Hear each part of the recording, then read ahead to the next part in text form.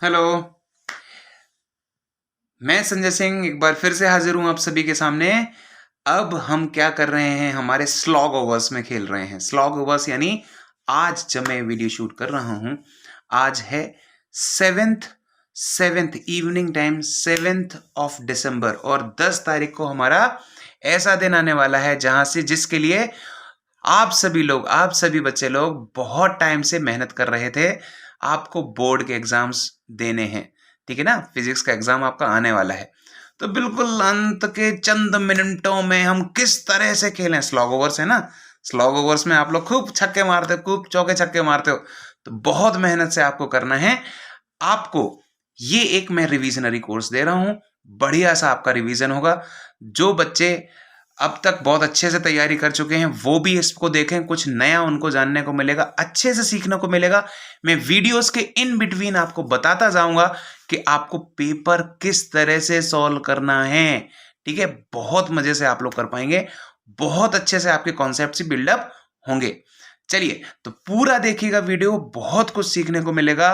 और जैसे ही आप लोग सीखते जाएंगे और आप अपने दोस्तों को भी बताते जाएंगे, अपने फ्रेंड्स को भी बताते जाएंगे, जिससे वो लोग भी इस वीडियो से बेनिफिट पा सके।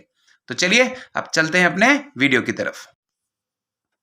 हेलो बच्चों, चलिए हम लोग अपने कोर्स की तरफ आगे बढ़ते हैं। जैसा कि हम लोगों ने बताया था, तो अब हम चालू करने जा रहे हैं अपना ये जो रिविजनरी प्रोग्राम है। सबसे पहले बढ़ते हैं हम लोग चैप्टर 1 की तरफ। सबसे पहले चैप्टर 1 है आपका इलेक्ट्रिक चार्जेस एंड फील्ड। देखिए, इलेक्ट्रिक चार्जेस एंड फील्ड के बारे में बात करेंगे तो सबसे पहले हमको बात करनी पड़ेगी चार्ज क्या होता है भैया, ठीक है। चार्ज के बारे में बात करेंगे, उसके बाद उसकी फील्ड के बारे में बात करेंगे, एज ऑब्वियस जो भी नाम इस यहाँ पर लिखा हुआ है, ठीक है। तो हम सभी को पता है कि इलेक्ट्रिक चार्ज क्या होता है। इलेक्ट्रिक चार्ज होता है कि इलेक्ट्रिक चार्ज होता क्या है। इलेक्ट्रिक चार्ज हमेशा हम ये बात करते हैं कि एक पार्टिकल की बेसिक प्रॉपर्टी होती है, ठीक है ना। पार्टिकल की बेसिक प्रॉपर्टी होती है तो भैया करता क्या है। अगर कोई चार्ज बॉडी है तो वो क्या करेगी, तो चार्ज बॉडी होगी वो फोर्स लगाएगी, ठीक है ना। Force can either be attractive. दो चार्ज बॉडी हैं, एक ये चार्ज बॉडी है, सपोज एक ये चार्ज बॉडी है, तो ये आपस में एक दूसरे पर अट्रैक्टिव फोर्स लगा सकती है, या क्या हो सकता है, रिपल्सिव फोर्स लगाएगी, ठीक है ना। Charge force can either be attractive और भी रिपल्सिव। ये तो हमने पढ़ा है, पुश होता है, पुल होता है। तो उस हिसाब से भैया पुल होगा तो आप देखेंगे कि वहां कुछ अट्रैक्शन होगा, पुश होगा तो भैया दूर जाओ दूर जाओ दूर जाओ, तो क्या हो जाएगा, रिपल्शन हो जाएगा। चलिए भैया, ठीक है। तो यहाँ पर एक चीज देखते हैं कि टाइप्स ऑफ चार्ज, कितने तरह के चार्ज होते हैं सबसे पहले, ठीक है। तो दो तरह के चार्ज होते हैं, देखें भैया कौन सा है? एक होता है पॉजिटिव चार्ज और एक होता है नेगेटिव चार्ज। यानी कोई बॉडी पॉजिटिवली चार्ज होती है या फिर कैसे चार्ज हो सकती है, नेगेटिवली चार्ज बॉडी हो सकती है। अच्छा जी, कैसे पॉजिटिवली चार्ज होगी और कैसे नेगेटिवली चार्ज होगी, ये कैसे पता करें सर? तो बहुत आसान है। देखिए, मेथड्स होते हैं चार्जिंग के। कैसे होते हैं, कैसे होते हैं? एक होता है कंडक्शन मेथड। कौन सा?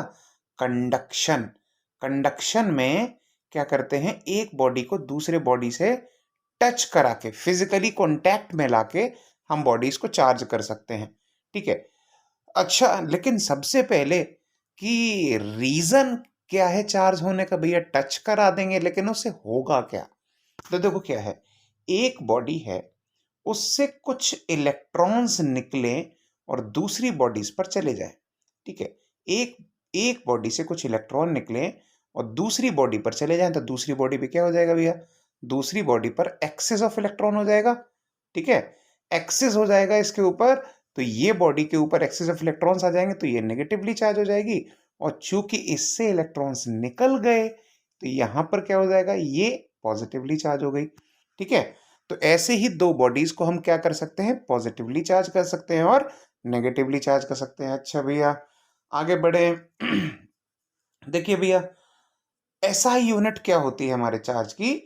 एसआई यूनिट को हम बोलते हैं कूलम, ठीक है। चार्ज की यूनिट को हम बोलते हैं कूलम। और दूसरी बात कि इलेक्ट्रॉन जो ट्रेवल करते हैं उनके ऊपर कितना चार्ज होता है? तो इलेक्ट्रॉन के ऊपर, 1 इलेक्ट्रॉन के ऊपर चार्ज कितना होता है? 1.602 इंटू 10⁻⁻19 कूलम। ये बहुत पहले से पढ़ते आ रहे हैं, ठीक है। चलिए क्वांटाइजेशन ऑफ चार्जेस की ये क्या है सर? ये क्वांटाइजेशन ऑफ क्या है? आपने बार-बार आप लोगों ने भी पढ़ा होगा। तो बहुत सिंपल सी बात है बेटा। हम क्या कर रहे हैं, कुछ इलेक्ट्रॉन यहाँ से निकले हैं और कुछ इलेक्ट्रॉन इस पर पहुँच गए। अच्छा जी, अब ये इलेक्ट्रॉन कितने हो सकते हैं? इलेक्ट्रॉन एग्ज़ाम्पल ले लें, 5 होंगे, 10 होंगे, 50 होंगे, 1000 होंगे, 2000 होंगे, 1 लाख होंगे, 1 करोड़ होंगे। क्या ऐसा भी होगा क्या? 22.5 इलेक्ट्रॉन पहुँच गए दूसरे पर। ऐसा तो नहीं हो सकता ना, आधा इलेक्ट्रॉन थोड़ा ना जाएगा, ठीक है? ऐसा भी नहीं हो सकता कि 23.7 इलेक्ट्रॉन पहुँच गए, ऐसा भी नहीं हो सकता ना, यानी जाएगा तो पूरा इलेक्ट्रॉन जाएगा ना। तो यहाँ पर ये वही बताना चाह रहा है कि जो भी चार्ज एक बॉडी से दूसरी बॉडी पर जाता है, वो इंटीग्रल मल्टीपल होता है। इंटीग्रल मल्टीपल का मतलब है कि किसी बॉडी पर चार्ज हम कैलकुलेट करें, तो कितना होगा, मतलब अगर 5 इलेक्ट्रॉन ने ट्रेवल किया है तो भैया कितना चार्ज हो जाएगा, 5 टाइम्स इलेक्ट्रॉन, मतलब चार्ज ऑफ इलेक्ट्रॉन। बात समझ में आ गई? यही है आपका Q, यहाँ पर है इंटीजर, यानी कोई एक नंबर होगा, ये एक इंटीजर होगा, ठीक है? इसी से हम जरिए पता लगा सकते हैं और यही है हमारा क्वांटाइजेशन ऑफ चार्जेस। चलिए भैया, अभी कंजर्वेशन ऑफ चार्जेस क्या होता है सर? तो देखो बहुत सिंपल सी बात है बेटा। हम एक बॉडी से इलेक्ट्रॉन्स को निकालेंगे, दूसरी बॉडी में पहुंचाएंगे, ठीक है? क्या इसमें कुछ नए इलेक्ट्रॉन्स आए कहीं से? नहीं आए ना। कुछ डिस्ट्रॉय हो गए क्या? नहीं हो गए। तो कंजर्वेशन हम कहते भी हैं कि neither be created nor be destroyed, ठीक है ना? तो पहला आपने क्या पढ़ लिया था, कंडक्शन से हम चार्ज कर सकते हैं भैया। दूसरा तरीका है कैसे चार्ज कर सकते हैं, इंडक्शन से। इंडक्शन में क्या करते हैं, चार्ज्ड बॉडी को दूसरी बॉडी के पास में लाते हैं, और आपने चूंकि बहुत अच्छे से पढ़ा हुआ होगा कि कुछ चार्जेस इंड्यूस हो जाते हैं, जो कहते हैं ना, कुछ अट्रैक्शन, फोर्स ऑफ अट्रैक्शन लगता है। तो अगर एक नेगेटिवली चार्ज बॉडी गई, तो किसी बॉडी के अंदर जो पॉजिटिवली चार्ज होंगे वो इस नेगेटिव चार्ज बॉडी की वजह से इंड्यूस हो जाएंगे, पास में आ जाएंगे, इसको अट्रैक्ट करेंगे, ठीक है? और जो नेगेटिव वाले कहते हैं, जो हम लोग नॉर्मली आपकी बुक्स में जो है आप जो कहते हो, हालांकि प्रोसेस बहुत लंबा है, हम लोग अभी बिल्कुल समराइज कर रहे हैं इसको। तो देखिए, कुछ ऐसे बोल देते हैं कि जो कुछ इलेक्ट्रॉन्स, जो भी, जो ये जो बॉडी है, जो जिस तरह की चार्ज बॉडी है, उसके लाइक चार्जेस इसको रिपल करके बॉडी के दूर वाले हिस्से में हम नॉर्मली कहते हैं चले जाते हैं, ठीक है ना? तो इस तरह से आप इंडक्शन विधि से भी आप इसको चार्ज कर सकते हैं भैया। तीसरा तरीका क्या है भैया? तो तीसरा एक तरीका है फ्रिक्शन, यानी आप फ्रिक्शंस करके भी आप बॉडी को चार्ज कर सकते हैं। मतलब कंडक्शन में भी चार्ज करना है, मतलब एक बॉडी से इलेक्ट्रॉन निकल के दूसरे में चला जाएगा, ठीक है? इंडक्शन में भी एक तरह से निकल के दूसरे में चला जाएगा, और तीसरा फ्रिक्शन करेंगे आप, तब भी एक इलेक्ट्रॉन निकलेगा और दूसरे में चला जाएगा। चलिए ठीक है भैया, आगे बढ़ जाते हैं। अब देखे क्या होता है अब यहाँ पर। चलिए, अब क्या है यहाँ पर, कंजर्वेशन ऑफ चार्जेस हो गया आपका। अब इलेक्ट्रिक फील्ड लाइंस की बात कर लेते हैं। तो फील्ड क्या होता है सर? फील्ड यानी खेत। खेत नहीं बात कर रहे हैं हम लोग यहाँ पर। Field is an area where force of a body can be experienced. मतलब एक चार्ज है वो क्या लगा रहा है, फोर्स लगा रहा है भैया। अभी हमने बात करी क्या, कि चार्ज किस तरह का फोर्स लगा रहा है, it can either be attractive और भी रिपल्सिव। अब ऐसा हो रहा है कि देखो सर, कि ये एक मान लो चार्ज था, हमने यहां पर देखा दूसरा चार्ज लेके आए तो यहां ज्यादा फोर्स लगा, कोई यहां इतनी दूर लेके आए तो इधर पे कम फोर्स लगा। तो सर ऐसा क्या है? तो हम ये बोलते हैं, चूंकि आपने एक फॉर्मूला पढ़ा है, E is inversely proportionate to r square, ठीक है ना? Square law follow, inverse square law follow होता है यहाँ पर। तो भैया बहुत सिंपल सी बात है, जैसे जैसे डिस्टेंस में चेंजेस आएंगे, हमें पता है कि इलेक्ट्रिक फील्ड इंटेंसिटी में भी चेंज आता है। तो अब इलेक्ट्रिक फील्ड लाइंस की इंटेंसिटी को ड्रॉ कैसे कर सकते हैं, मतलब इलेक्ट्रिक फील्ड लाइंस की इंटेंसिटी को, या फिर हम ये कहें कि वहां पर डायरेक्शन ऑफ इलेक्ट्रिक फील्ड क्या है, तो उसको हम समझ सकते हैं कुछ इमेजिनरी लाइंस के जरिए। कौन सी इमेजिनरी लाइंस? ये जो इमेजिनरी लाइंस आपको दिख रही है ये इमेजिनरी लाइन क्या है? तो इमेजिनरी लाइंस ही होती हैं इलेक्ट्रिक फील्ड लाइन। अच्छा जी, तो पॉजिटिव चार्ज के लिए इलेक्ट्रिक फील्ड लाइन कहाँ होती है? तो पॉजिटिव चार्ज के लिए आप देख रहे हैं कि पॉजिटिव चार्ज से इलेक्ट्रिक फील्ड लाइन बाहर की तरफ जा रही होती हैं। ठीक है, पॉजिटिव चार्ज से इलेक्ट्रिक फील्ड लाइन बाहर की तरफ जाएंगी और नेगेटिव चार्ज की तरफ के लिए इलेक्ट्रिक फील्ड लाइंस अंदर की तरफ आएंगी। चलिए भैया, नेगेटिव के लिए अंदर आएंगी, पॉजिटिव के लिए बाहर जाएंगे। चलिए, अब क्या होता है, तो यहां से हम कह सकते हैं कि यहां से ओरिजिनेट होगा और ऐसा भी हो सकता है कि भैया नेगेटिव पर खत्म हो जाता है।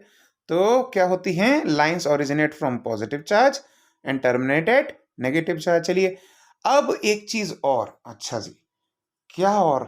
कि क्या नई चीज और? तो देखो भैया कि दो electric field lines can never intersect each other. मतलब एक चार्ज ये है, इसकी एक इलेक्ट्रिक फील्ड लाइन बनी, क्या एक ऐसी इलेक्ट्रिक फील्ड लाइन हो सकती है जो इसको इंटरसेक्ट कर जाए? नहीं भैया, क्योंकि अगर ऐसा होता तो देखो, अगर हम इस पॉइंट पर देखें, इस पॉइंट पर देखें तो इसकी वजह से यहां डायरेक्शन है, इसकी वजह से यहां डायरेक्शन है। बट क्या ऐसा पॉसिबल हो सकता है कि एक पॉइंट पर इलेक्ट्रिक फील्ड की दो दो डायरेक्शन हो? तो दिस इज नॉट पॉसिबल, है ना? तो इसलिए हम ये कहते हैं कि two electric field lines can never intersect each other. चलिए भैया, चलिए, अब ये तो हो गया सर। अब आगे बढ़ जाते हैं, आगे बढ़ जाते हैं क्योंकि चैप्टर तो बहुत बड़ा है। ठीक है, तो चलिए देखते हैं यहाँ क्या कर रहे हैं हम लोग। अब गॉस थ्योरम की बात कर लेते हैं। चलिए, गॉस थ्योरम क्या है सर? गॉस थ्योरम नाम तो सुना सुना लग रहा है। ये गॉस थ्योरम क्या है? गॉस थ्योरम पढ़ने से पहले बेटा आपको एक फ्लक्स के बारे में जानना होगा। फ्लक्स, देखो अब डीप में जाओगे बेटा तो उतना ही टाइम कंज्यूमिंग होगा हमारे लिए। तो भैया अब वही बचा है, स्लॉग ओवर्स चल रहे हैं, जल्दी से चौके छक्के मारने हैं और अपना जो भी अकाउंट है उसको फिल करना है अच्छे अच्छे मार्क्स से। तो क्या करना है, देखिए फ्लक्स की, इलेक्ट्रिक फ्लक्स की हम बात करें। इलेक्ट्रिक फ्लक्स क्या बताता है? इलेक्ट्रिक फ्लक्स आपको बताएगा किसी चार्ज बॉडी के अराउंड, किसी चार्ज बॉडी के आसपास जो भी हम कह रहे हैं ना, कुछ इलेक्ट्रिक फील्ड की इंटेंसिटी है, तो कितनी है, इंटेंसिटी कितनी है, उसको हम जान सकते हैं इलेक्ट्रिक फ्लक्स के जरिए। ठीक है ना, इलेक्ट्रिक फ्लक्स के जरिए। तो उसकी वैल्यू कितनी बननी है वो कैसे पता करें? तो उसकी वैल्यू को हम जान सकते हैं गॉस थ्योरम के जरिए।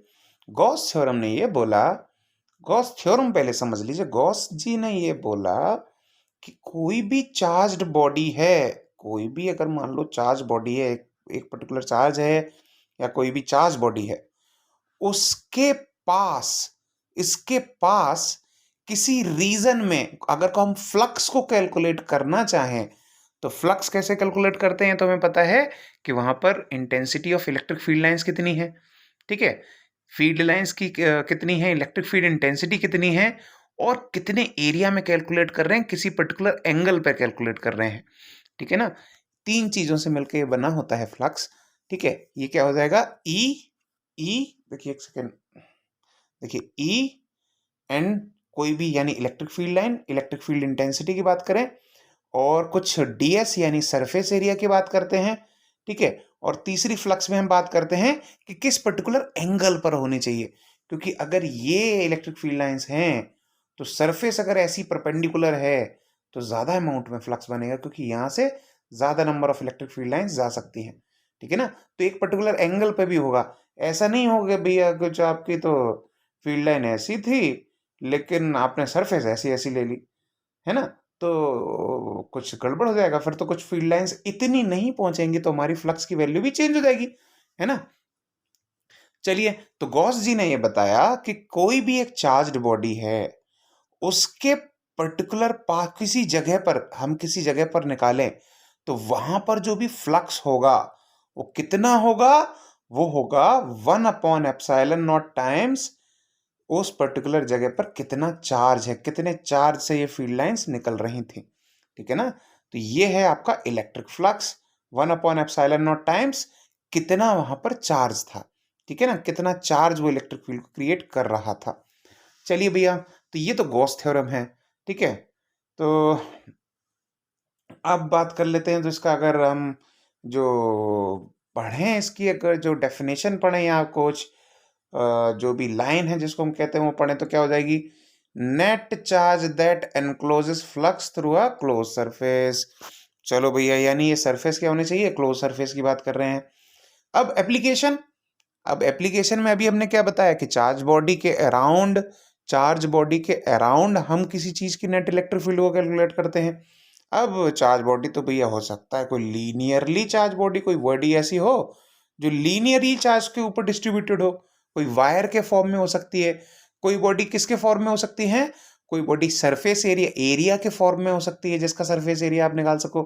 और कैसी हो सकती है, तो देखो एक प्लेट के जरिए हो सकती, तो आप ऐसा देख रहे हैं अगर कोई लीनियरली चार्ज बॉडी है तो उसके अंदर चार्ज डिस्ट्रीब्यूशन भी कैसा होगा, लीनियर होगा।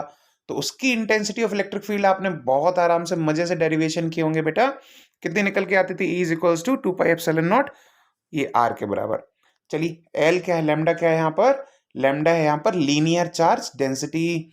चलिए भैया, अब प्लेन शीट ऑफ चार्ज के लिए अगर हम निकालना चाहें तो क्या होगा, प्लेन शीट ऑफ चार्ज के लिए हम निकालना चाहें तो ये भी आपने अच्छे से डेरिवेशन किया होगा। कौन सा वाला था ये, ऐसा कुछ आपने पढ़ा होगा, यहाँ पर आप कुछ गॉसियन सरफेस ड्रॉ करते थे और ऐसा कुछ होता था अगर आपको ध्यान हो, यहाँ कुछ चार्जेस होते थे, यहाँ पे इलेक्ट्रिक फील्ड लाइंस आप ड्रॉ करते थे, और इन सरफेस, ये वाली सरफेस जो आपकी राइट साइड में है, इसके पीछे के तरफ सरफेस यहाँ पर, और इस कर्व्ड सरफेस के अराउंड आप सिमेट्री लेते थे कि इलेक्ट्रिक फील्ड की डायरेक्शन क्या है, एरिया वेक्टर की डायरेक्शन क्या है।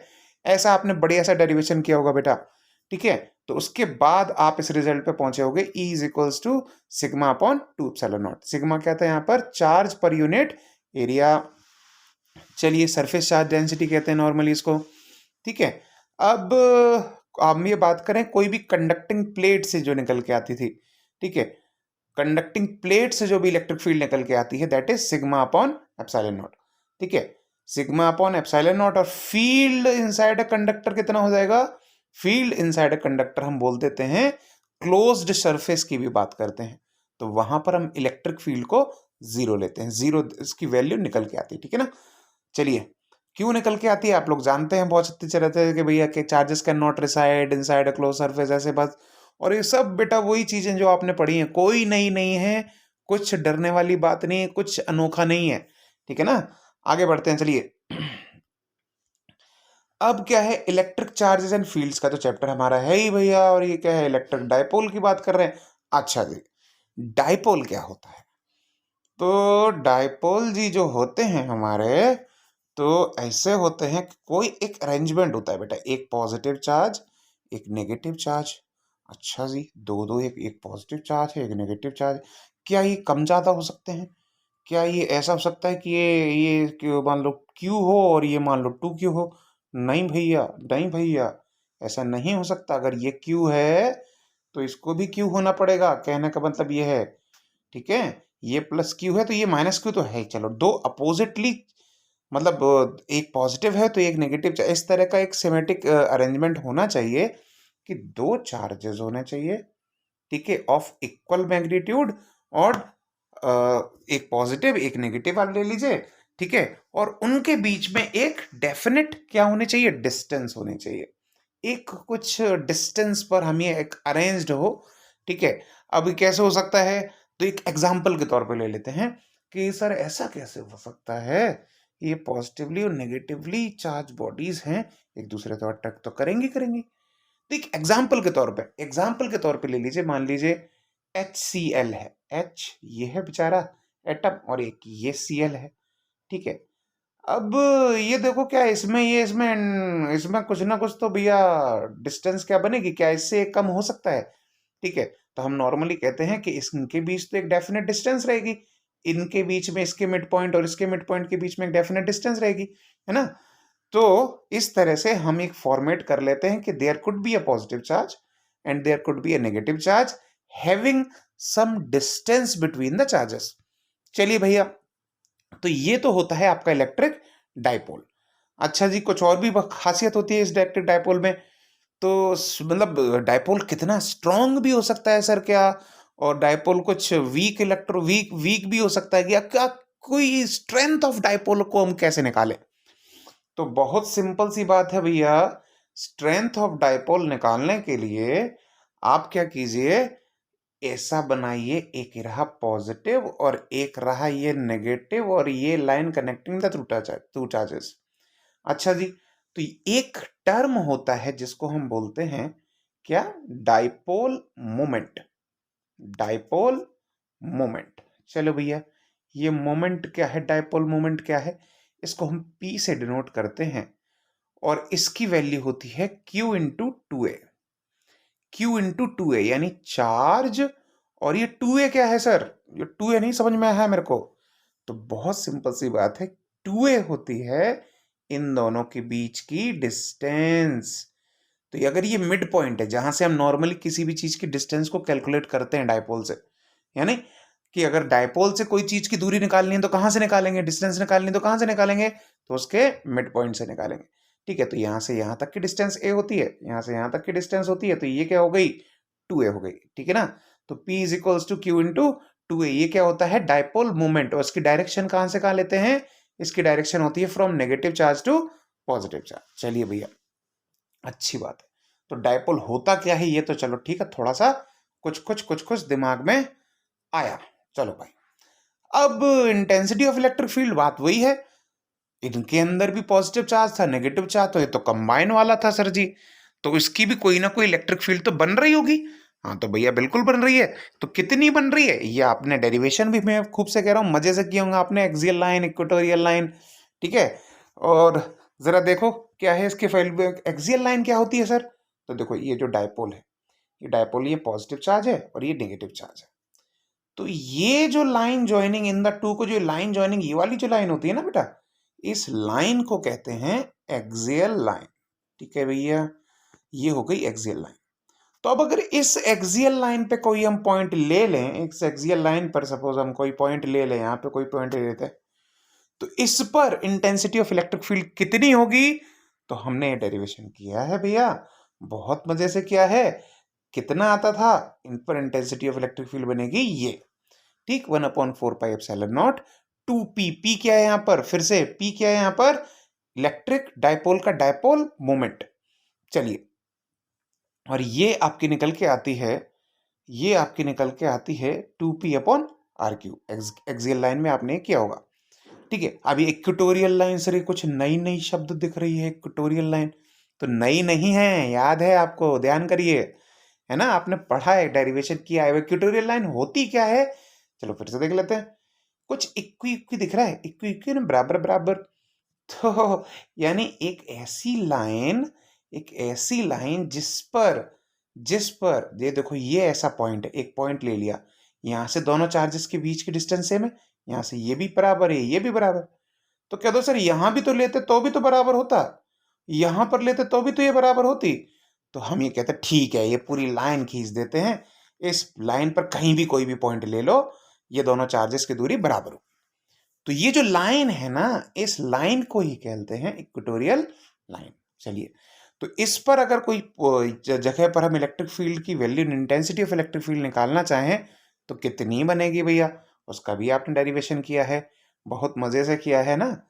चलो, उसका डेरिवेशन निकल के आता है, उसकी जो इंटेंसिटी ऑफ इलेक्ट्रिक फील्ड निकल के आती है, E is equals to 1/4πε0 p/r³। अच्छा जी, अच्छा, अब ये क्या आ रहा है, टॉर्क। टॉर्क तो आपने बहुत मजे से पढ़ रखा है, मोमेंट ऑफ फोर्स को कहते हैं ना, रोटेशनल मोशन प्रोवाइड करने के लिए, ठीक है।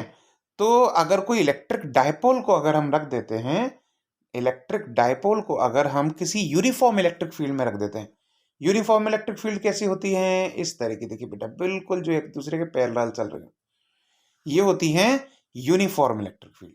तो यहां पर अगर किसी टॉर्क को रख दिया, मतलब टॉर्क को काय को रखेंगे भैया, यहां पर किसी डायपोल को रख दिया, तो यहां पर ये डायपोल को रख देते हैं, ये चलो ये डायपोल बना लेते हैं, एक पॉजिटिव चार्ज और एक ये नेगेटिव चार्ज।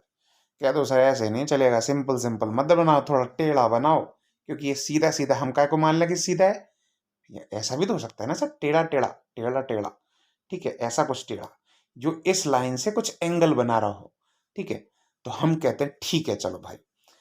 तो अब अगर ऐसा होगा तो सपोज ये मान के चलो, अगर ये इलेक्ट्रिक फील्ड लाइन एक इमेजिनरी सरफेस मान लो, कुछ यहां पर ऐसा कुछ होगा कि कुछ पॉजिटिव चार्जेस ऐसे कुछ होंगे, ऐसी कुछ सरफेस रही होगी, तभी तो ऐसी लाइंस बन रही हैं, है ना।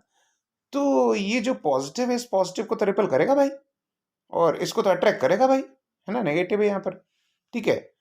तो कुछ इस तरह का जो फोर्स बन रहा है, उन दोनों के बीच में एक परपेंडिकुलर डिस्टेंस भी है ना, तो दोनों के बीच में एक परपेंडिकुलर डिस्टेंस भी है, तो कुछ ना कुछ तो टॉर्क जनरेट होगा भाई, ठीक है। तो टॉर्क जनरेट जो होगा उसकी वैल्यू कितनी होती है, P क्रॉस E, यानी PE साइन थीटा की बात करते हैं यहाँ पर, ठीक है। तो अब जरा ये P क्रॉस E जो है, तो इसमें ये जो वैल्यू हम निकालते हैं, तो एक बहुत सिंपल सी बात और समझनी है बेटा, कि ये जो वैल्यू निकल के आती है इसके दो इक्विलिब्रियम और होते हैं, एक होता है स्टेबल और एक होता है अनस्टेबल, ठीक है। स्टेबल क्या होता है, स्टेबल ऐसा है, आप किसी जगह पर स्टेबल कब होते हैं, आप पर कोई फोर्स लगे और आप वहां से हिलो ही नहीं, ठीक है। हिल भी जाओ, कोई आपको पकड़ के उठा ले जाए, तो आप जैसे कोई फोर्स छोड़े आप वापस उसी जगह आके बैठ जाओ, तो आप यहाँ वहां स्टेबल थे कि नहीं थे, ठीक है। तो अगर मान लो हम ये डायपोल था हमारा, ये ऐसा था, ठीक है, हमने घुमा के इसको ऐसा कर दिया, कैसा कर दिया, ये पॉजिटिव था ये नेगेटिव था, ठीक है। और हम काय को माने, देखो अगर ये नेगेटिव सरफेस है तो मान लो ऐसी कोई बन रही होगी, चलो ठीक है, तो ये नेगेटिव स्पॉट है जो पॉजिटिव को अट्रैक्ट कर जाएगी, ये डायपोल हम ऐसा हो गया, ये डायपोल ऐसा हो गया, ये पॉजिटिव इधर आ गया और नेगेटिव इधर आ गया। अब ये नेगेटिव तो पॉजिटिव को अट्रैक्ट करना चाहता है भाई, और पॉजिटिव को रिपल करना चाहता है, तो ये अगर हम इसको रोटेट करा भी दें, ऐसा घुमा भी दें, तो ये पॉजिटिव नेगेटिव से दूर होने लगेगा कि नहीं दूर होने लगेगा, ये पॉजिटिव इस नेगेटिव से दूर, ये जो नेगेटिव सरफेबल इक्विलिब्रियम, ठीक है भैया, ठीक है। तो स्टेबल इक्विलिब्रियम कब होता है, जब थीटा एंगल, ध्यान रखना थीटा एंगल हो 0 डिग्री, कितना, थीटा एंगल हो 0 डिग्री। चलो अनस्टेबल क्या होता है, अनस्टेबल में सपोज अगर ये पॉजिटिव चार्ज है तो फील्ड लाइंस ऐसी हैं, ठीक है। तो यहां पर अगर ये इलेक्ट्रोड, ये डायोड ऐसा है कि इस पॉजिटिव के पास में पॉजिटिव आ जाए और इसके ऊपर ये नेगेटिव हो जाए, तो अब चूंकि इसके ऊपर कोई टॉर्क तो लग नहीं रहा, टॉर्क नहीं लग रहा, क्योंकि जो इसके ऊपर फोर्स लग रहा है क्यू इधर की तरफ, इसके ऊपर क्यू लग रहा है इधर की तरफ, तो कोई टॉर्क तो लग नहीं रहा, लेकिन क्या ये स्टेबल पोजीशन में है, जरा इसको ऐसे रोटेट करा के देखो, तो ये अगर ऐसे रोटेट कराया, यहां से इसको यहां पहुंचाया, कहां पहुंचाया, जरा दूर से पेन से बना लो, यहां से इसको यहां पहुंचाया, तो देखो ये पॉजिटिव से ये वाला पॉजिटिव दूर जाने लगेगा, और ये तो चाहता था कि दूर जाए, तो जैसे ही इसको हल्का सा फोर्स मिला, ये पट्ट से क्या करेगा, ऐसे घूम के ऐसे हो जाएगा, देखो ऐसे घूम के पूरा, ये पूरा पॉजिटिव इधर चला जाएगा, यहां आ जाएगा, और नेगेटिव वाला ये घूम के इधर आ जाएगा, तो यानी हम इसको छोटा सा ही हमें फोर्स देना पड़ा और ये घूम के अपनी जगह पहुंच गया, तो यानी अपनी जगह पर पहले ये स्टेबल नहीं था, तो इस इक्विलिब्रियम को कहते हैं अनस्टेबल इक्विलिब्रियम, कौन सा, अनस्टेबल। और ये कब बनता है, ध्यान रखना बेटा, स्टेबल बनता था theta is equals to 0 degree पर, अनस्टेबल बनता है theta is equals to 180 degree पर। चलिए भाई, अच्छा जी, तो अब आगे बढ़ते हैं, तो ठीक है, हमने डायपोल के बारे में भी थोड़ा थोड़ा रिवीजन कर लिया, अब थोड़ा थोड़ा मजा आ रहा है, चलो चलो ठीक है, अच्छा जी।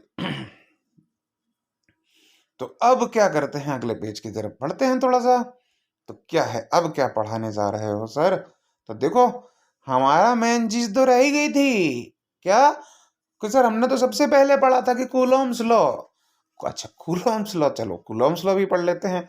तो कूलॉम्स लॉ बताता क्या था बेटा, कूलॉम्स लॉ बताता क्या था, जो आपको ये बताना है, देखो हमने बताया था एक चार्ज है, वो पास की बॉडी पे क्या करेगा, फोर्स लगाएगा, है ना, पास की बॉडी पर कोई भी एक, पास में एक और दूसरी चार्ज बॉडी है, इसके ऊपर फोर्स लगाएगा, and force can either be attractive और बी रिपल्सिव, क्या तो सर ये तो बताया था, ठीक है, लेकिन कितना लगाएगा फोर्स भैया, कैसे कैलकुलेट करें, तो उसके लिए हम इस लॉ को यूज कर लेते हैं, ठीक है।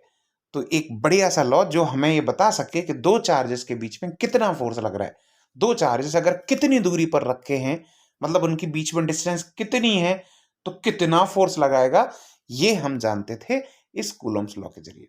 मतलब अगर उन दोनों चार्जेस का की मैग्नीट्यूड को अगर हम प्रोडक्ट कर दें, यानी Q1 इंटू Q2 कर दें, ठीक है, और क्या करें, उनके बीच की जो डिस्टेंस वो इनवर्सली प्रोपोर्शनेट करते हैं, मतलब ये है कि ये जो डिस्टेंस अगर कम होगी तो फोर्स ज्यादा होगा भैया, है ना। और ये अगर ये भी मैग्नीट्यूड भी स्ट्रांग हो गए तो भी फोर्स क्या होगा, स्ट्रॉन्गर होगा।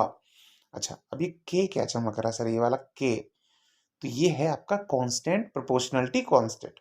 ठीक है, इसकी वैल्यू कितनी होती है 1/4πε0। इसकी वैल्यू, न्यूमेरिक वैल्यू इतनी आएगी 9 × 10⁹ newton metre per metre square plus ये newton metre square coulomb inverse 2। क्योंकि भैया क्या है, क्योंकि आप ऐसे देखो, एक चीज बहुत अच्छे से ध्यान रखना बेटा, आप लोग बीच बीच में, चूंकि मैंने आप लोग को बताने के लिए बोला था, एक क्वेश्चन जहां तक है बनना चाहिए, एक क्वेश्चन है आपका जो भी बनना, एक क्वेश्चन आपका जो भी बनना चाहिए वो मुझे लग रहा है ऐसा, मैंने कई क्वेश्चन पेपर्स में देखा है कि वो एसआई यूनिट निकालने के लिए आना चाहिए कि किसी पर्टिकुलर चीज की एसआई यूनिट क्या होती है। तो अगर आपको ये फॉर्मूलाज पता होंगे, ठीक है, ये फॉर्मूलाज पता होंगे, तो आप एसआई यूनिट इजीली बता सकते हैं, निकाल सकते हैं। ठीक है, रटने की जरूरत नहीं है, आप निकाल सकते हैं। कैसे निकाल सकते हैं, कहते हो सर यहाँ इसकी ये यूनिट जो है हम निकाल के दिखाइए सर। तो ठीक है, तो F इज क्या था, के Q1 Q2/r²। Q क्या था 4πε0, और ये Q1, अच्छा जी Q2, और नीचे क्या था भैया r²। अच्छा जी, हमें इसकी यूनिट चाहिए, तो ठीक है, इसको इधर ले जाओ ε0, और इसको क्या ले आओ 1/4π कर दो। यहाँ Q1 है, यहाँ Q2 है, यहाँ r² है। चलो भाई, तो अब हम ε0 की निकालना चाहते हैं, तो जरा देखो, बहुत आसान रह गया कि नहीं रह गया, कि यहाँ पर 4π, इधर तो यूनिट की बात हम नहीं करेंगे, 4π इनको हटा दो। ठीक है, तो ε0 की जो यूनिट हो जाएगी, क्या हो जाएगी, देखो ऊपर क्या चमक रहे हैं, ऊपर चमक रहे हैं Q1 Q2 यानी कूलॉम्स स्क्वायर। नीचे क्या चमक रहा है डेनोमिनेटर में, फोर्स जी तो न्यूटन लिख दो, -1 लिख दो, और क्या है r² है यानी मीटर का कुछ स्क्वायर है, तो ऊपर ऐसे करके मीटर इनवर्स 2 हो जाएगा, ये इसकी यूनिट हो जाएगी। ठीक है ना, बहुत आसान है बेटा, समझने वाली बात है, रटने वाली बात नहीं है। चलिए, तो अच्छा जी, कूलॉम्स लॉ बेसिक हमने बेसिक बेसिक बेसिक बेसिक पढ़ लिया। अब और कितना होता है, और क्या पढ़ें सर, तो देखो क्या पढ़ते हैं अभी देख लेते हैं भैया, क्या पढ़ें सर। अच्छा, वेक्टर फॉर्म में लिखें तो देखो अब भैया, देखो एक चार्ज ये है, ठीक है, कहाँ गया, एक चार्ज ये है, एक चार्ज ये है, तो अब कोई ना कोई क्वांटिटी तो होगी ना, डायरेक्शन तो बनेगी ना। क्या तो सर सिर्फ दो ही चार्ज थोड़ी ना है, बॉडी के अंदर तो बहुत सारे चार्ज है।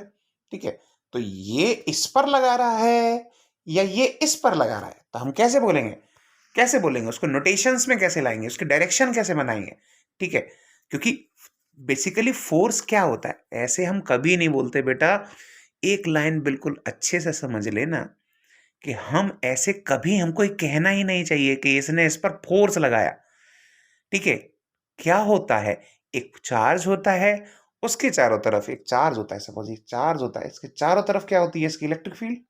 ठीक है, इसकी इलेक्ट्रिक फील्ड, और इसकी इलेक्ट्रिक फील्ड के अंदर कोई दूसरा चार्ज अगर आ जाता है, तो इस पर कुछ फोर्स एक्सपीरियंस होता है, इसको कुछ फोर्स एक्सपीरियंस होता है। ठीक है, क्योंकि ये इसकी इलेक्ट्रिक फील्ड के अंदर आया था। ठीक है, तो ऐसा नहीं बोलते कि इसने इस पर फोर्स लगाया। ठीक है भैया, ये तो अपनी काम कर ही रहे, तो बैठा है बेचारा। ठीक है, इसकी अपनी एक फील्ड है, ये बेचारा अपना बैठा है, इसकी एक अपनी फील्ड है। ठीक है, तो ये बेचारे बाहर से आए हैं। ठीक है, ये आप बाहर से आए हैं, तो ये इनकी इलेक्ट्रिक फील्ड में, ये जब इनकी इलेक्ट्रिक फील्ड में आएंगे, तो इनको कुछ फोर्स एक्सपीरियंस होगा, क्योंकि ये इनकी इलेक्ट्रिक फील्ड में आए। ठीक है ना, तो इस तरह से हम बोलते हैं कि जो अब बात हुई है, तो उसके लिए कुछ वेक्टर नोटेशंस होने चाहिए, ज्यादा लंबा ना खींचे, तो वेक्टर नोटेशंस होते थे, तो उसको हम कुछ यूनिट वेक्टर के टर्म में यहाँ पर लिख देते हैं। तो देखो, कुछ यूनिट वेक्टर, कोई पोजीशन वेक्टर बनाया, कुछ यूनिट वेक्टर्स बनाए, कुछ वैल्यू लिखी हमने, और जो डायरेक्शंस को यहाँ पर मेंशन कर दिया कि कहाँ से कहाँ तक ले रहे हैं। चलिए भाई, सुपरपोजिशन प्रिंसिपल क्या होता है भैया, तो सुपरपोजिशन प्रिंसिपल आपकी बहुत इजी है, जरा एक सेकंड। अच्छा जी, सुपरपोजिशन प्रिंसिपल क्या है, तो सुपरपोजिशन प्रिंसिपल क्या है भैया, देखो कई सारे, एक अब मैंने क्या बोला बार बार, कि एक फोर्स तो है नहीं, बहुत सारे फोर्स हैं, बहुत सारे चार्जेस हैं, ठीक है। तो एक बेचारा चार्ज कई सारे चार्जेस की फील्ड के अंदर आ गया है, तो इसे तो इसका भी फोर्स एक्सपीरियंस होगा, इसका भी और इसका भी। अच्छा देखो, अभी ऐसा मत बोलना कि सर देखो ये तो इसके ऊपर ये फील्ड लाइन चढ़ी चली आ रही है, ऐसा नहीं कि ये भी तो बेचारा था ना पॉजिटिव, ऐसा नहीं है। ये तो आपने गलत फील्ड लाइन बना दी। मैं एक एग्जांपल के तौर पे ले रहा हूँ बेटा, ठीक है। तो आप ये समझिए कि जब एक चार्ज कई सारे चार्जेस के फील्ड लाइंस में पहुंच जाता, मतलब फील्ड लाइंस नहीं कहेंगे, इलेक्ट्रिक फील्ड के अंदर पहुंच जाता है, तो सभी अपने अपना, उसको क्या होगा, उसको इसकी वजह से भी कुछ फोर्स फील होगा, इसकी वजह से भी, इसकी वजह से भी, इसकी वजह से। तो नेट फोर्स कितना फील हुआ कि कुछ इसने लगाया, कुछ इसने लगाया, कुछ इसने लगाया, कुछ इसने लगाया। तो उन सभी को हम ऐड कर देते हैं, ठीक है। डायरेक्शन फिर से जरूरी, डायरेक्शन बहुत जरूरी होता है लेना, तो इसके हम वेक्टर सम को ऐड कर देते हैं। तो ऐसे हम पता चल जाता है कि इस बेचारे पर ये बेचारा कितना फोर्स एक्सपीरियंस कर रहा है। यही होता है सुपरपोजिशन प्रिंसिपल। चलिए भैया ठीक है, चलिए बेटा, तो आप लोगों का सुपरपोजिशन प्रिंसिपल भी खत्म हो गया। चलो ठीक है, अब क्या करें सर जी, अब देखो, अरे ये तो अगला चैप्टर आ गया, सेकंड चैप्टर आ गया, ये चैप्टर 2 है। अच्छा जी, इससे पहले बेटा आप लोगों से चलो कुछ डिस्कशन कर लेते हैं, क्योंकि मैंने आपको प्रॉमिस किया था वीडियो के पहले कि आपको बीच में कुछ ना कुछ बताते रहेंगे कि किस तरह के क्वेश्चंस आने चाहिए। तो देखो, पेपर जब आपको अटेम्प्ट जब करोगे, पेपर जब दे रहे होगे, तो ऐसा हो सकता है, ऐसा क्या हो सकता है कि आपने पेपर देखा और आप डर गए। क्यों? क्योंकि एक दो क्वेश्चन आपके सामने पड़े, आंखों के सामने ऐसे पड़े, पहली नजर ही जिन पर गई और आपको वो आते ही नहीं थे। तो क्या ऐसा मत, सोचने वाली बात ही नहीं है, ठीक है, डरने वाली बात ही नहीं है, उस समय मूड ऑफ करने वाली बात ही नहीं है। हो सकता है पहला क्वेश्चन अटेम्प्ट किया, वो आया ही नहीं, दूसरा क्वेश्चन भी देखा, अरे ये भी तो नहीं आता, तीसरा क्वेश्चन भी देखा, अरे ये भी नहीं, हो सकता है ऐसा। लेकिन डरने की बात ही नहीं है, चॉइसेस हैं हमारे पास। 45 क्वेश्चन आ रहे हैं, 55 क्वेश्चन आ रहे हैं, 45 करने हैं, है ना। टेंशन वाली बात ही नहीं है बेटा, ठीक है। बस अपने स्ट्रॉन्ग पॉइंट पर डट कर रहना है कि इसमें से कुछ आया तो मैं फोड़ दूंगा, ठीक है। अब बिल्कुल अच्छे से नंबर अच्छे से सॉल्व करके मार्क्स लेके आने, ठीक है ना। चलिए हम लोग आगे बढ़ते हैं। देखिए आप क्या करें, चलो क्या करें, इलेक्ट्रिक पोटेंशियल करें, इलेक्ट्रिक पोटेंशियल एंड कैपेसिटेंस की बात करते हैं। चलिए भैया, इलेक्ट्रिक पोटेंशियल क्या होता है, अब कह दो सर ये तो डेफिनेशन लिखी है, work done by the test charge by bringing a positive charge to a point, another point is called electrostatic potential. कह दो सर यही तो नहीं समझ में आता, ये डेफिनेशन लंबी चौड़ी बेचारी लिखी है, ठीक है।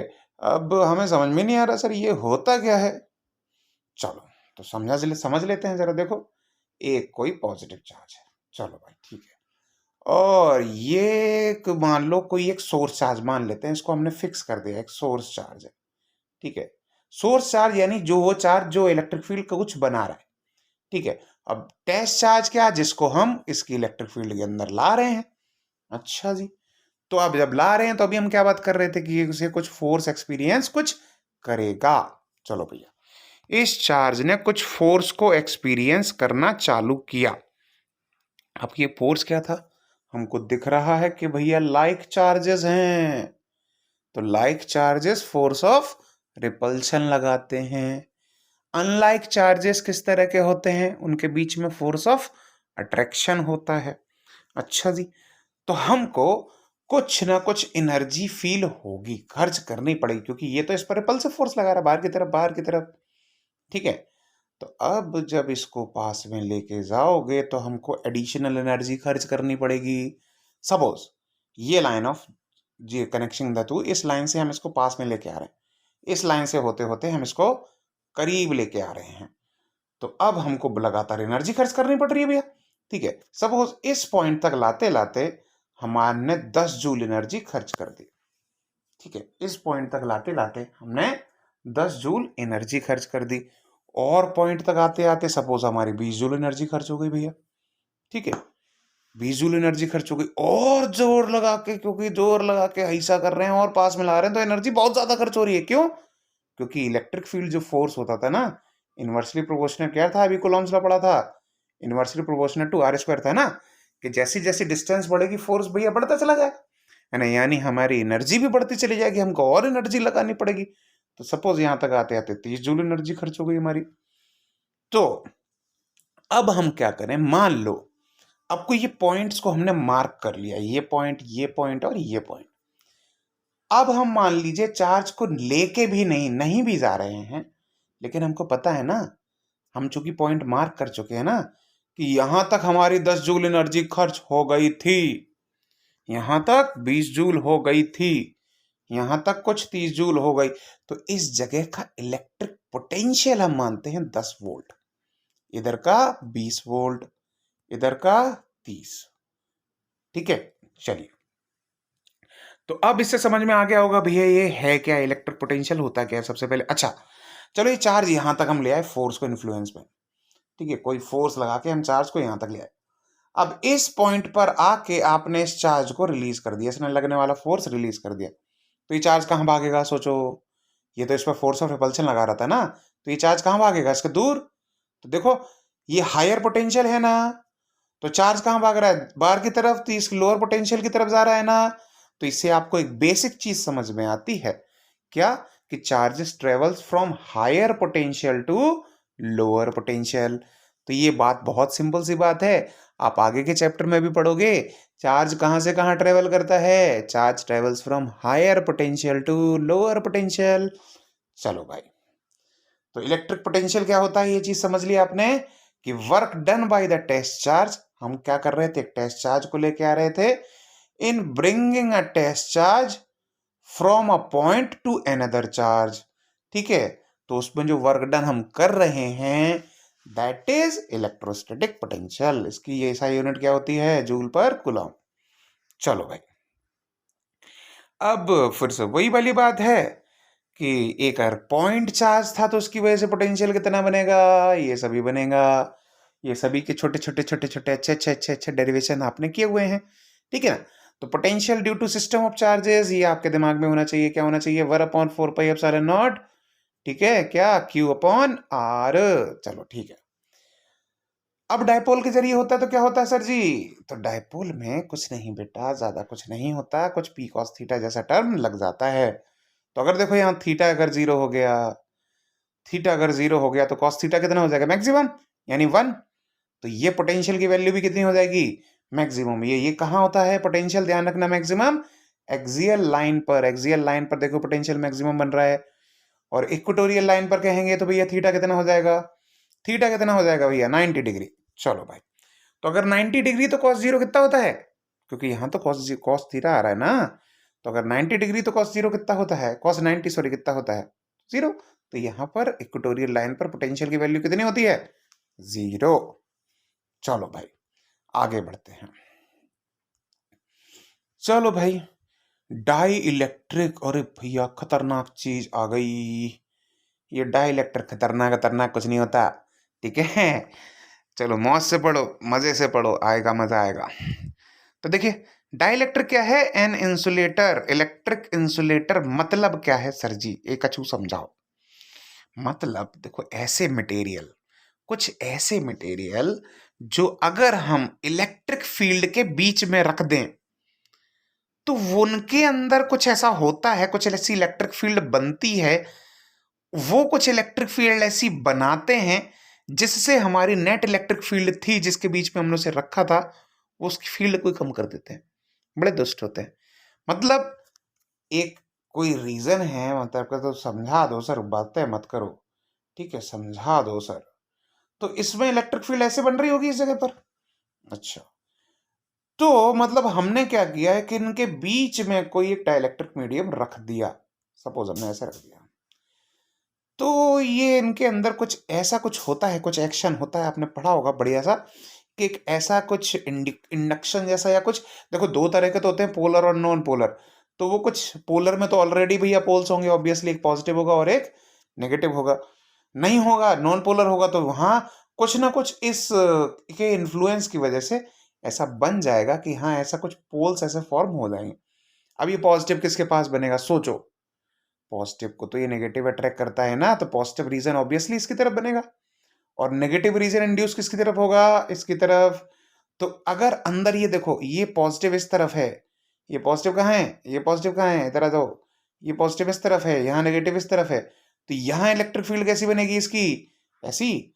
तो नेट इलेक्ट्रिक फील्ड तो यार ऐसी थी, और इसकी अपोजिट है, तो ये क्या बनेगा। अब इस पूरे सिस्टम को मिला लो, तो इस सिस्टम में एक तो कुछ ओरिजिनल इलेक्ट्रिक फील्ड ऐसी थी, और हमारे डाइलेक्ट्रिक जी महाराज ने ऐसी बना दी थी। तो नेट इलेक्ट्रिक फील्ड कितनी हो गई, ये माइनस ये, क्योंकि अपोजिट डायरेक्शन है ना भैया। तो यानी क्या होता है, जब एक डाइलेक्ट्रिक को किसी भी इलेक्ट्रिक फील्ड के अंदर रखते हैं, तो क्या हो जाता है, वो नेट इलेक्ट्रिक फील्ड को, वो जो ओरिजिनल जो इलेक्ट्रिक फील्ड थी उसकी वैल्यू को कम कर देता है। अच्छा जी, कम कर देता है सर, कितना कम करता है, बार बार ये भी तो बताओ। हाँ जी, तो कितना कम करता है, यही होती है उसकी डाइलेक्ट्रिक कांस्टेंट। क्या तो डायरेक्ट नीचे पहुंच गए आप तो सर, कि हाँ देखो अभी करेंगे बात, अभी डाइलेक्ट्रिक कांस्टेंट की बात आई है। अगर डाइलेक्ट्रिक कांस्टेंट 2 है, सिंपल, अगर डाइलेक्ट्रिक कांस्टेंट 2 है, तो वो जो ओरिजिनल इलेक्ट्रिक फील्ड थी उसकी वैल्यू को दोगुना कम कर देगा, यानी आधा कर देगा, ठीक है।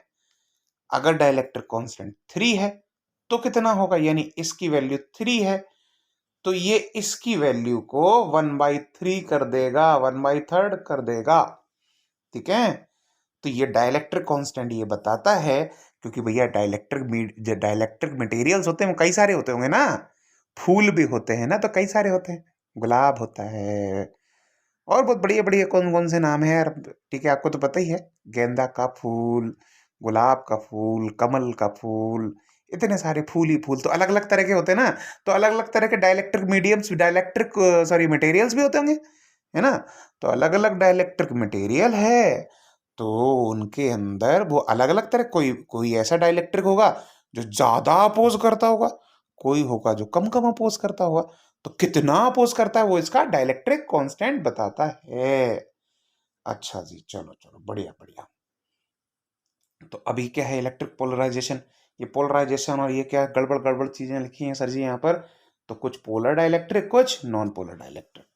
अच्छा जी, पोलर कैसे होते हैं, ऐसे मटेरियल्स जिनके अंदर ऑलरेडी पोल्स बने होते हैं। मतलब किस तरह से पोल्स होते हैं, उनके अंदर ऑलरेडी कुछ, जैसे हम मान लें एक HCl, एग्जाम्पल फिर से ले रहे हैं, एग्जाम्पल फिर से ले रहे हैं, ठीक है। होता है ये HCl, वो इस तरह के मटेरियल क्या होते हैं, डाइलेक्ट्रिक होते हैं कि नहीं, ये आप डिसाइड करो, आपने पढ़ा है, ठीक है। तो देखो भैया, कुछ यहाँ पर, अरे कहाँ गायब हो गया, चलो, कुछ यहाँ पर कुछ पॉजिटिव है और कुछ नेगेटिव है, तो इसके ऊपर ऑलरेडी कुछ पॉजिटिव चार्ज है और कुछ नेगेटिव है, तो ये क्या शो कर रहा है, यहाँ पर पोल सबको दिख रहे हैं। तो इन तरह के मटेरियल्स, कुछ ऐसे मटेरियल्स क्या बना रहे हैं, कुछ एक पोलर एक मटेरियल बना रहे हैं, क्योंकि इसके अंदर पोल्स दिख रहे हैं। अब मान लो कुछ ऐसे भी होते होंगे, अब मैं ये फिर से नहीं कह रहा हूँ कि यही होता ही है, इसके ऊपर आपको नेट इलेक्ट्रिक फील्ड कुछ नेट चार्ज दिख रहा है, नहीं दिख रहा है ना। तो इस तरह के कुछ मटेरियल्स जो कुछ होते होंगे, हालांकि ये नहीं होता, क्योंकि H2 क्या होती है आपको पता है, आपको पता है, ठीक है। तो इस तरह के मटेरियल्स को आप कह देंगे नॉन पोलर, ठीक है ना, जिनके ऊपर आपको नेट चार्ज, आपको जो कुछ पोल्स वगैरह दिखते नहीं है, ठीक है। तो ये दो डाइलेक्ट्रिक तरह के टाइप्स ऑफ डाइलेक्ट्रिक्स होते हैं। डाइलेक्ट्रिक क्या होते हैं हमको पता है कि अपोज करते हैं, किस तरह से अपोज करते हैं ये भी हमने आपको बता दिया। चलो भैया, और ज्यादा इतना डीप में घुसो मत, हम क्या कह रहे हैं, स्लॉग ओवर्स में खेल रहे हैं, चौके छक्के मारने हैं, जल्दी जल्दी इसको देखना है, और बढ़िया सा आराम से बढ़िया सा देखते हुए अच्छे अच्छे नंबर लाने हमको। तो चलिए, तो materials that transmit electric effect without conducting, अरे वाह, मतलब तो वही था, उसके अंदर इलेक्ट्रिक फील्ड कुछ इंड्यूस होती है। अच्छा जी, तो चलो ये चीज पूरी पूरी पूरी पूरी हमने पढ़ ली, तो चलो ठीक है, आगे बढ़ जाते हैं। जो डाउट आता जाए बेटा राजी या बिटिया रानी, तो वो हमको जरा पूछ लीजिएगा। ये तो ये डाइपोल कहाँ से आ गया, डाइपोल तो हम पढ़ चुके हैं, ये कहाँ से आ गया, अच्छा पेज नंबर 3 पर पहुंच गए हम पर, और कहाँ पर थे हम, अरे जल्दी खत्म होने वाला है, अरे वाह। तो ये कैपेसिटेंस है, चलिए भाई, अरे वाह, कैपेसिटेंस क्या होता है भाई, कैपेसिटेंस, ये तो बहुत बड़ा बड़ा टॉपिक है, लेकिन हमको तो यार मजे से पढ़ना है। बड़ा टॉपिक है तो क्या हुआ, ठीक है। तो कैपेसिटेंस क्या होता है? सबसे पहले यार कैपेसिटर क्या होता है? कैपेसिटर क्या होता है सर जी, ये बताओ। कि आपने बहुत नाम सुन रखा है, ठीक है, बहुत उसने हमको परेशान भी किया है। कैसे कैसे परेशान किया है कि एलसीआर में भी लिख के आ जाता था, हमने अल्टरनेटिंग करंट चैप्टर में पढ़ लिया, पता नहीं कितने कितने चैप्टर में पढ़ लिया सर। ठीक है, ये कैपेसिटर होता क्या है? तो बहुत सिंपल सी बात है, देखो एक मेटल का पीस है, कोई मेटल है।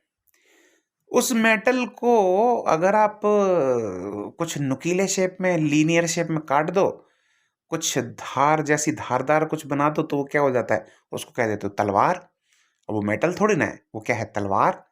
उस मेटल को कुछ शीट का शेप दे दो, थाली जैसा शेप रख दो, उसके रख के खाना खाने लगो, तो कह देते हो ये तो हमारी प्लेट है, इस पर रख के हम खाना खाते हैं, हमारी थाली है।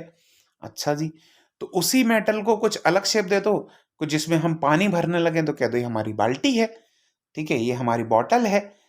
तो अब वही चीज है, मेटल बेचारे को अलग अलग काम दे रहे हैं, तो उसके नाम अलग अलग पढ़ते जा रहे हैं।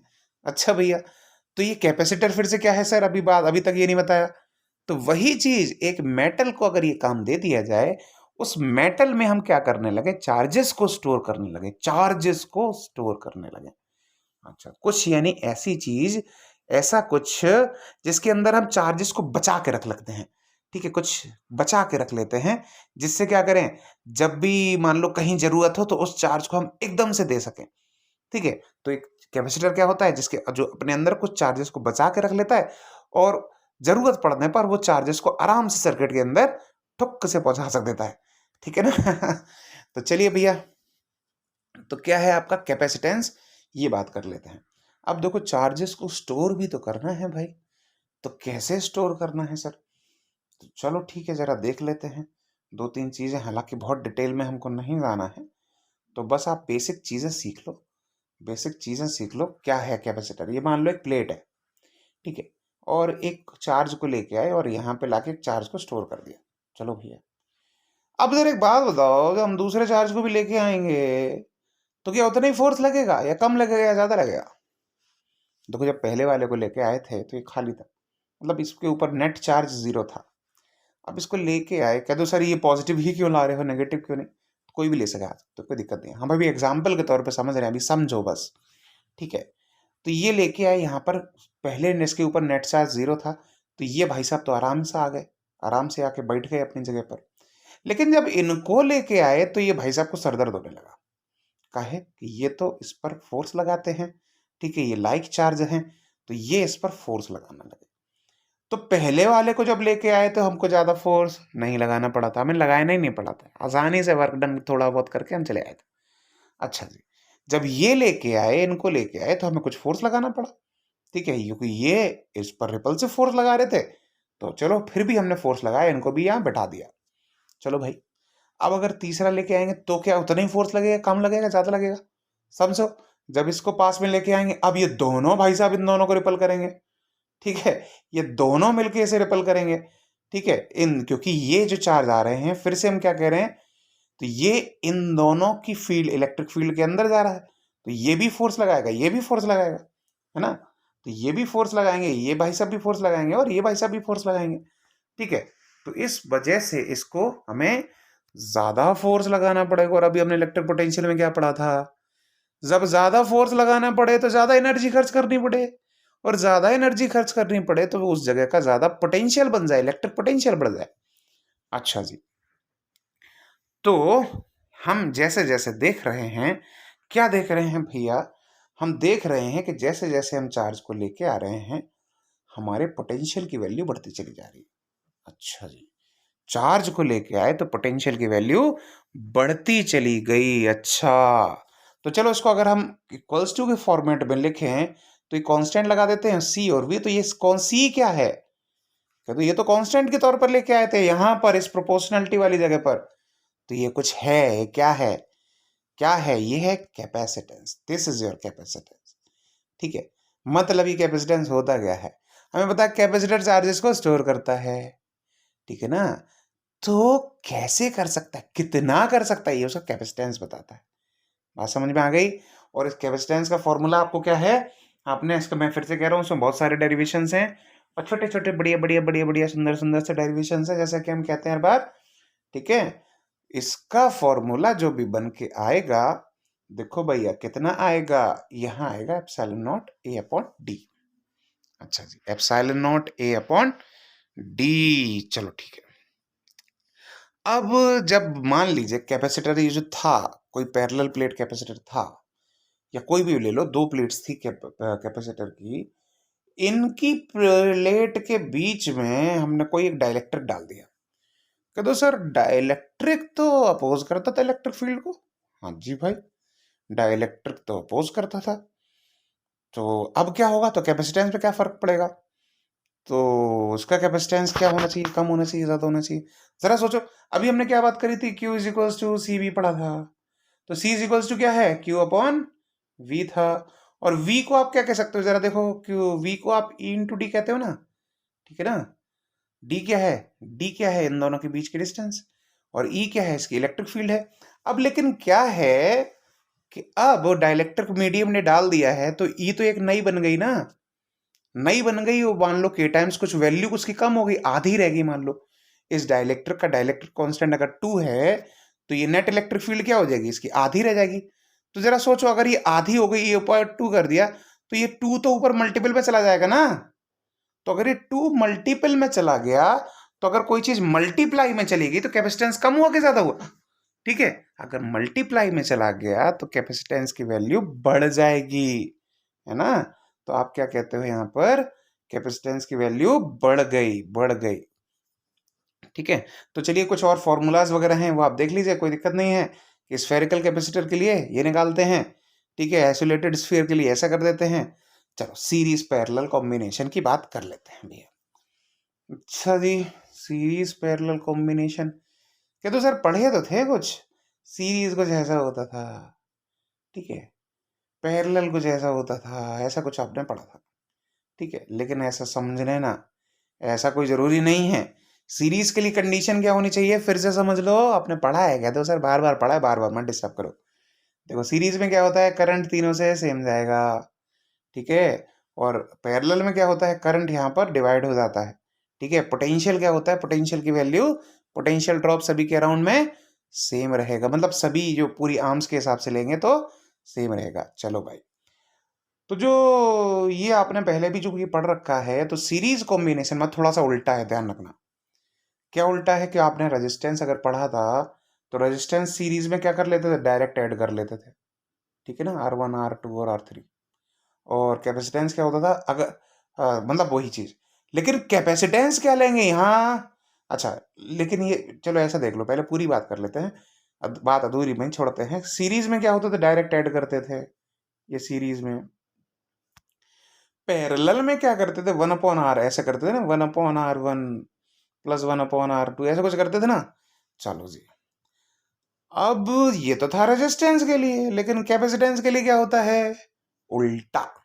ये पैरेलल था रेजिस्टेंस के लिए, देखो ये जो होगा कैपेसिटेंस में, ये पैरेलल के लिए लेंगे, किसके लिए, पैरेलल के लिए।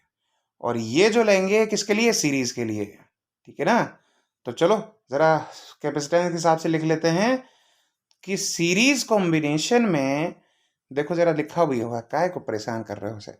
देखो सीरीज कॉम्बिनेशन में जो कैपेसिटेंस होगा वो इस तरह से लिखोगे, ठीक है, और पैरेलल कॉम्बिनेशन में कैपेसिटेंस की, नेट कैपेसिटेंस की वैल्यू को डायरेक्ट ऐड कर दोगे।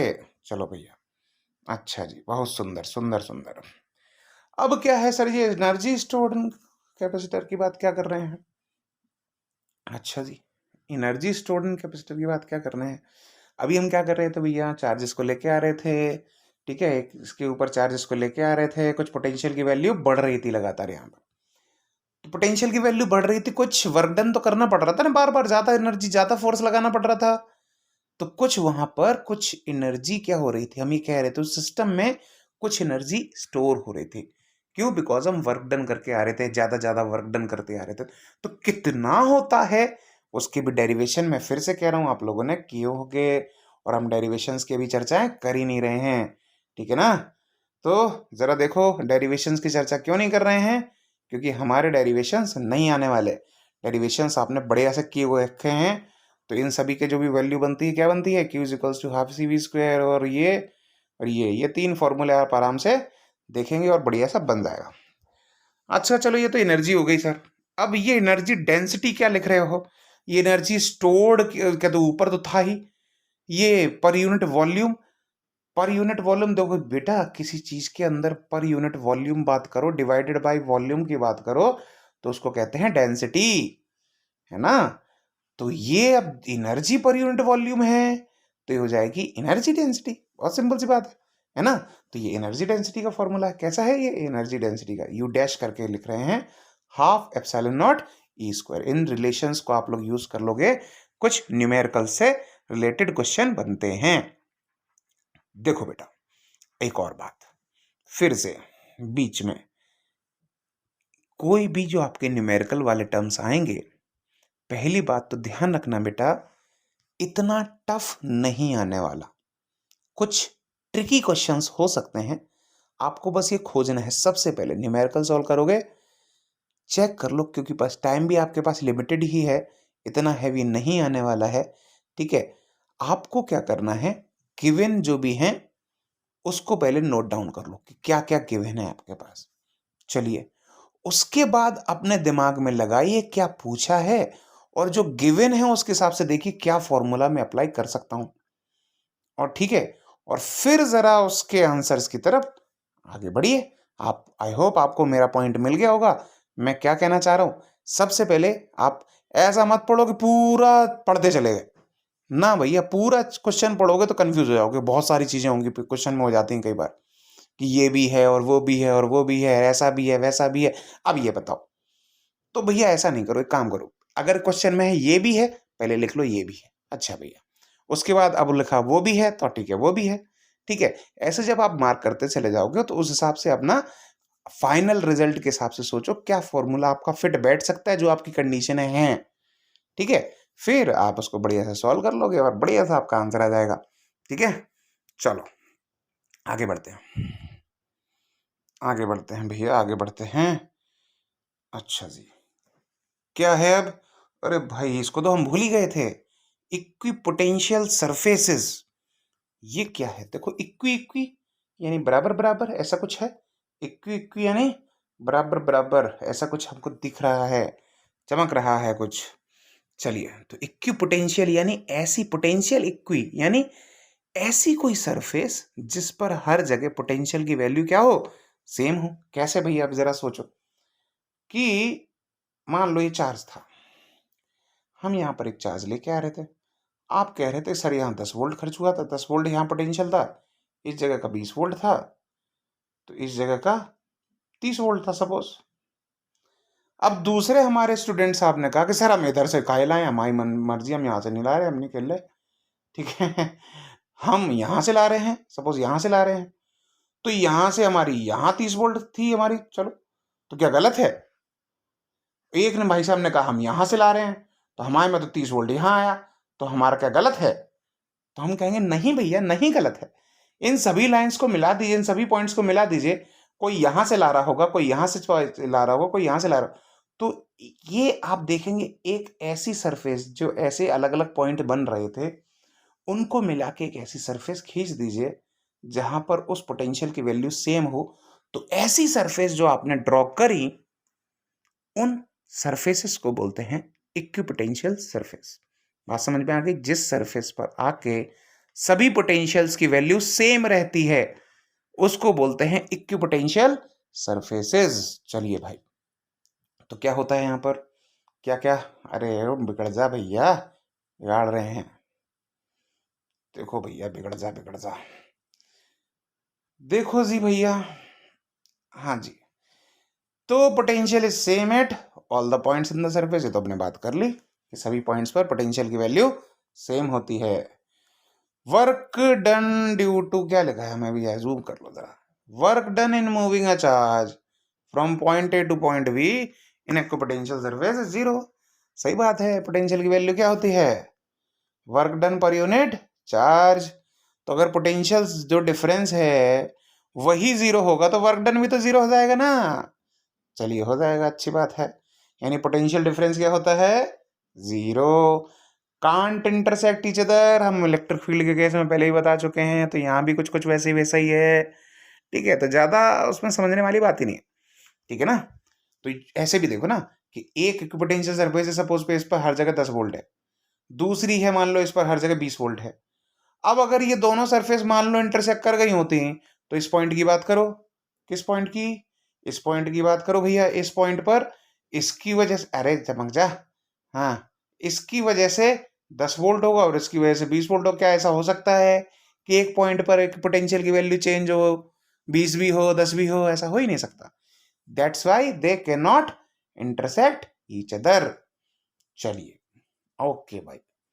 अच्छा जी, अब ये पोटेंशियल ग्रेडियंट क्या होता है भाई? देखो, ये बोलते हैं rate of change of potential with distance in an electric field is called potential gradient. मतलब किसी इलेक्ट्रिक फील्ड में हम क्या कर रहे थे थोड़ी देर पहले कि सर ये जो इलेक्ट्रिक फील्ड है आगे, तो इलेक्ट्रिक फील्ड तो इनवर्सली प्रोपोर्शनेट होती है सर आर स्क्वायर के।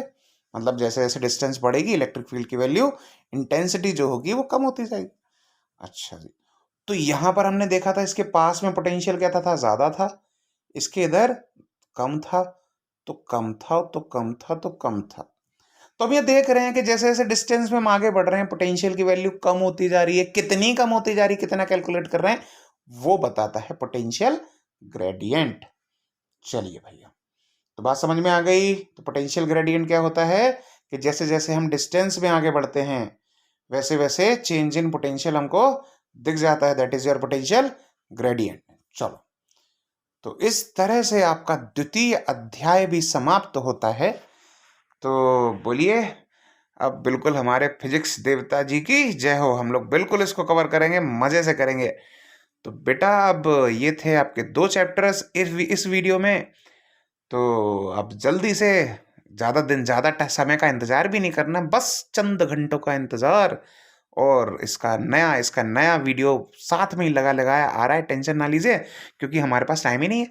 हमारे पास 3 दिन में तो हमें युद्ध लड़ना है। आज 7 तारीख को मैं शूट कर रहा हूँ, 7 डे मतलब 7th ऑफ दिसंबर को मैं शूट कर रहा हूँ, और 10 तारीख को तो हमको युद्ध लड़ना है।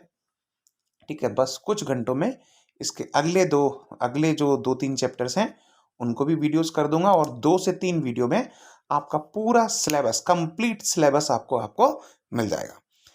तो मिलते हैं अपने अगले वीडियो में।